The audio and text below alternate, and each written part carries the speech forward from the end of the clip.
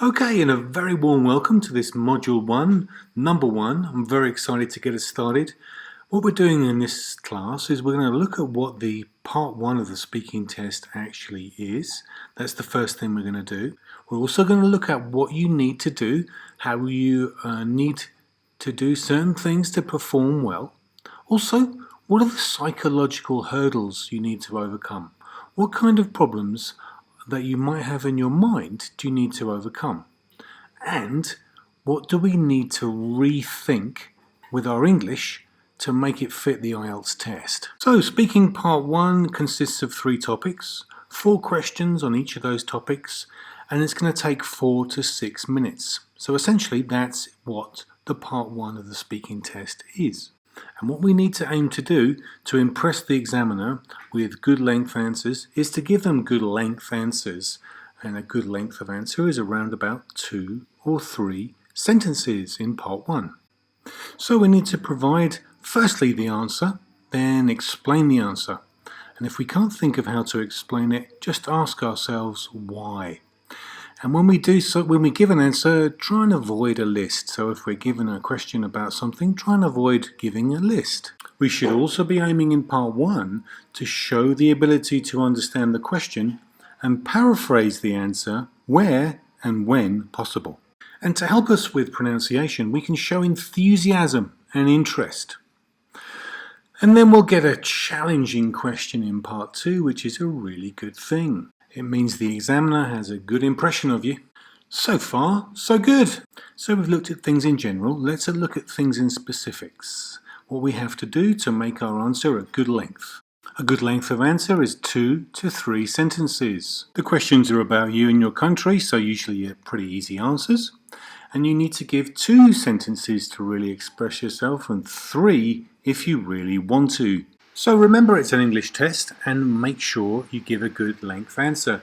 2 or 3 sentences is right, really.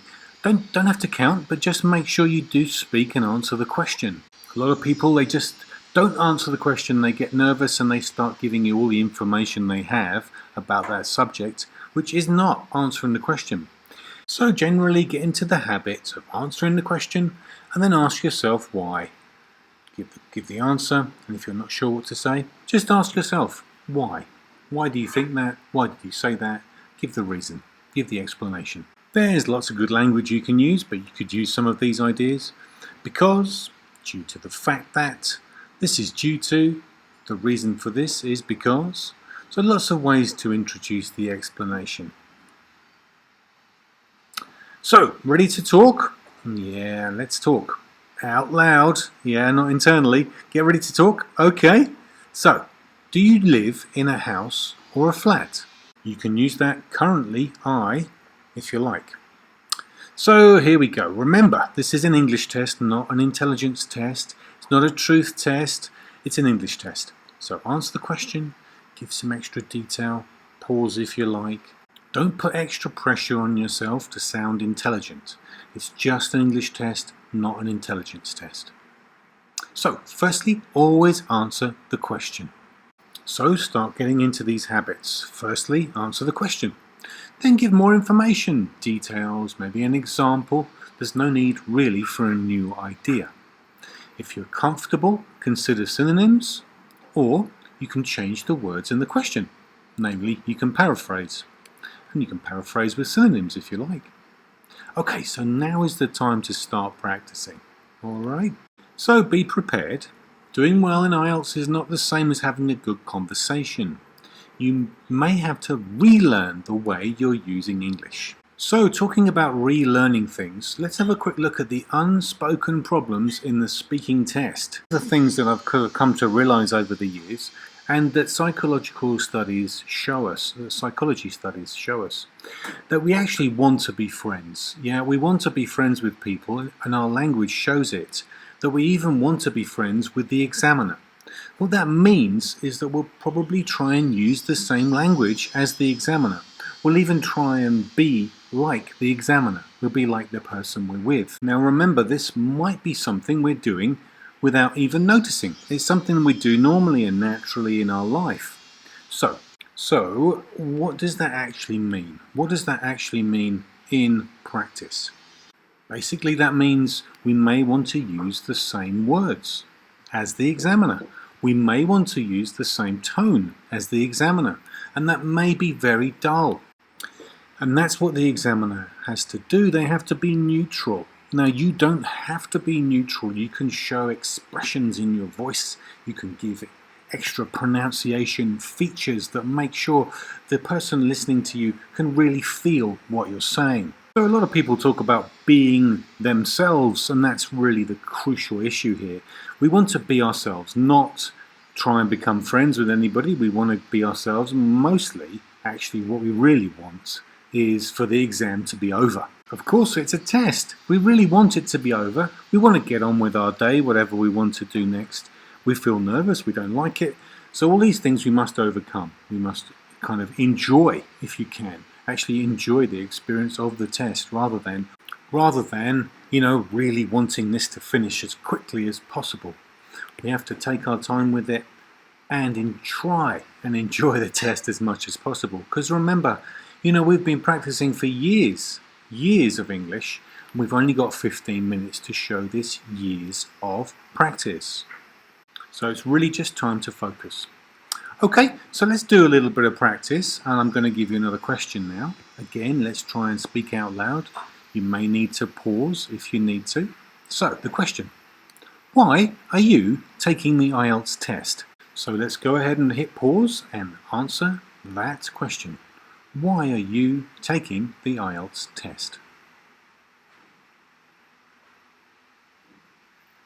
So how was your answer? Let's do a quick check. Here's a quick checklist for us.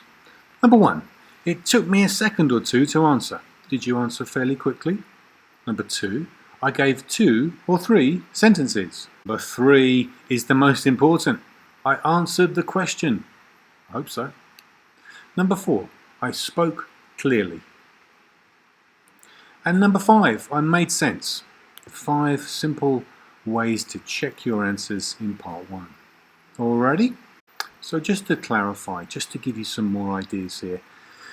This question, why are you taking the IELTS test? One reason is enough. One reason is enough for each answer. Don't waste too much time thinking of a reason or many reasons. A simple answer is fine. Simple answers are fine. Just work hard on your English. And recognize that again, you might have to relearn the way you use English. Okay, so I know it sounds strange, but yes, let's have a quick look at this. The best approach is to keep it simple. Yes, it is an academic test, but keeping the idea simple is the best way, and it's a big reason why people do poorly, because they're trying to give those fancy ideas which are difficult to explain. Simple ideas using fancier language is a much better approach. Candidates have this problem every day. They try and create the ideas that they would normally give in their native language, and that's really difficult. So keep the ideas simple and use your best language to explain it. Yeah, it's an IELTS test, not an intelligence test. And one last thing, be very careful with academic language. People are often learning big long lists of very long words that are very academic and many syllables. Let's just keep those things simple. Explaining those things well is much better than using really fancy language. That's great, well done. So this is near the end of the class and you've done a great job in sticking with it. So you should have more understanding now about the kind of problems that IELTS candidates have, about the kind of hurdles we need to jump over to get those good scores. So let's focus on doing that. Okay, so let's look at that. Let's focus on how we can do that and how practically we can do that, how we need to organize our study time. So in this class, you should have learned that this is an English test. Yeah, I know it sounds silly, but it's not a truth test. It's not an intelligence test. It's an English test. So keep it simple. Keep the ideas nice and simple. You don't get any marks for complex ideas, but you must use your language to show how complex your English can be. And what this means is you may have to relearn the way you're using English today. You may have to relearn that English, which is fine. You can go back to the way you were using English before, after the test. Well done. Well done. That was a great class. Well done. So we covered what the test is, what you need to do, and also the other problems that you might face, the psychological hurdles that you might need to overcome. And you've realized that you might need to rethink the way you use English.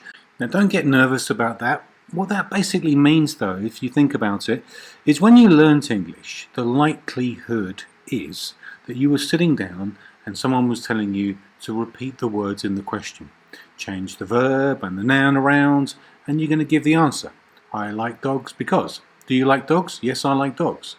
Yep, so you'll have learnt these normal, natural ways to learn English. And in the IELTS test, that's what you're going against. You need to change that. Okay, so that's what I mean there specifically.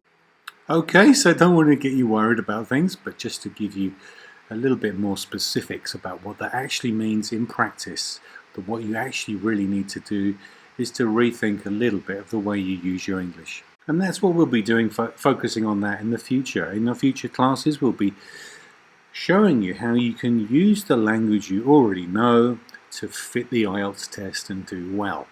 Alrighty, so well done. That was great. We learned a lot of things here. If you need to go back, always feel free to listen to this class again. If not, I'll see you in the next class. Well done for completing this class.